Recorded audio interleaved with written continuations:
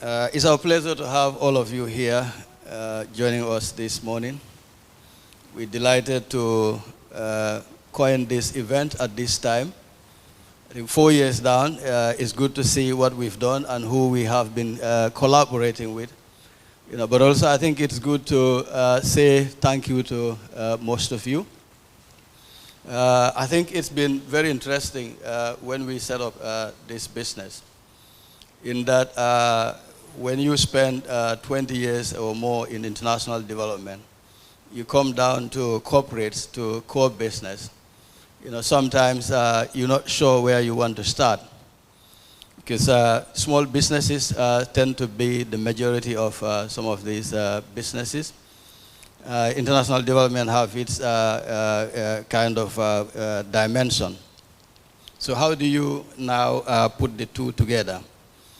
But then I think we have stayed on the part of international development. We've been doing some work for United Nations and its related projects in the Gambia.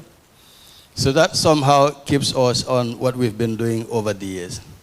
But I think it's also good that we can look at the business side as well, so that we can see what we can start doing for small businesses or medium-scale business, as we have it here. So it's been good getting some of them off from the ground, but also it's been good getting some of them into more kind of dynamic environment, especially when we had COVID, because the COVID environment means that how do we build resilience into businesses?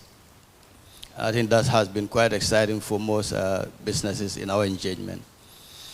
Putting that forward, I think we decided to establish a business breakfast platform, and that would sort of create this engagement.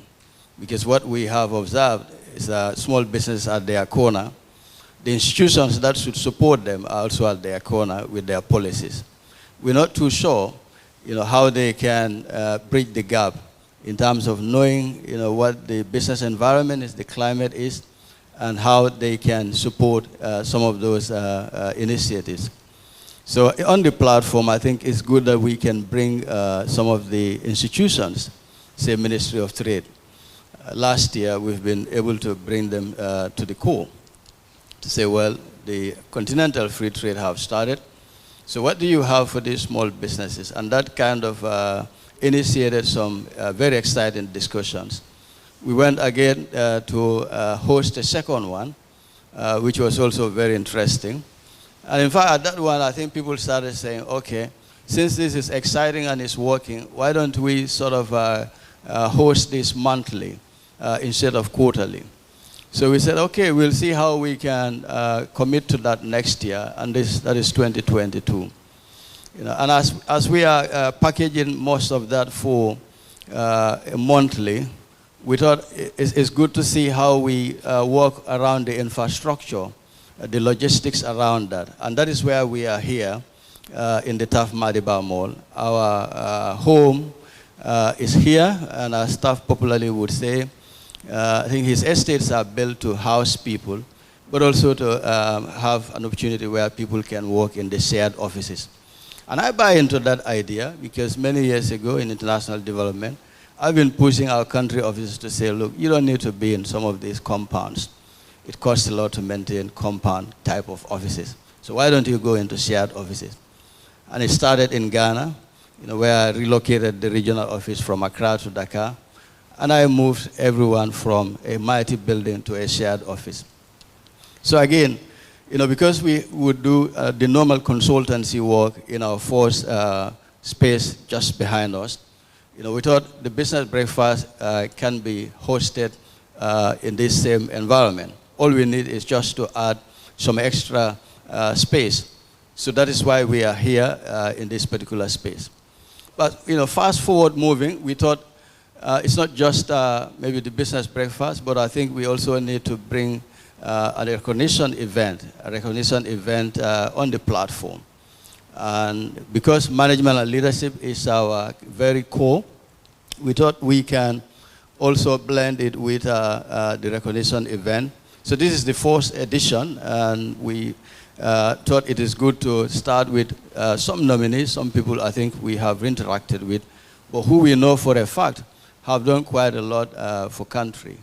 And I think it's a good honor to have all of you here. And the kind of list we have is long, and as you can see on the program, some of which include our associates. Because we tend to sort of give the family kind of makeup, but then also we tend to get diverse skills in it. So we have associates who are Gambians, and we have associates who are non-Gambians. And some of them sits in the UK, Ghana and Nigeria.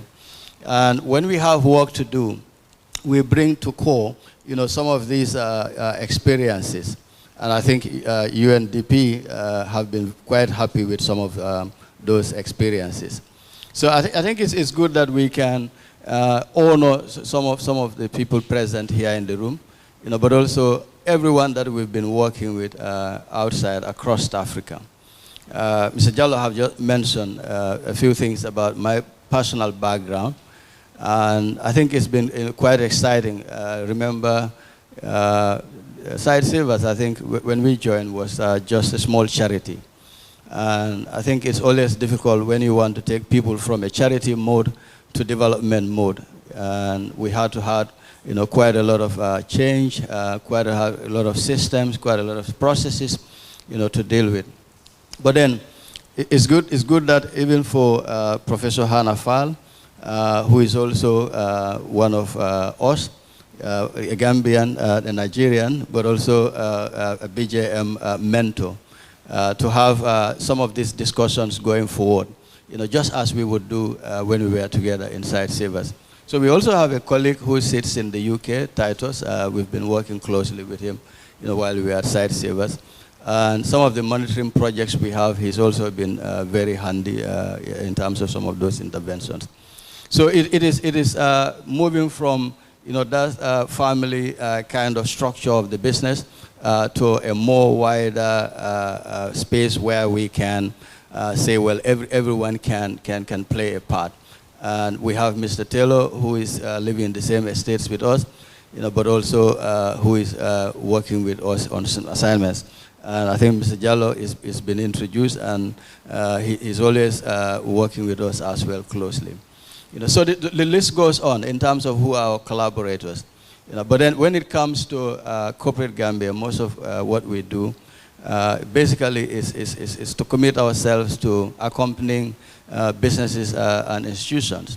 And I think we've been engaging with quite a lot of institutions and businesses in some of the assignments we do.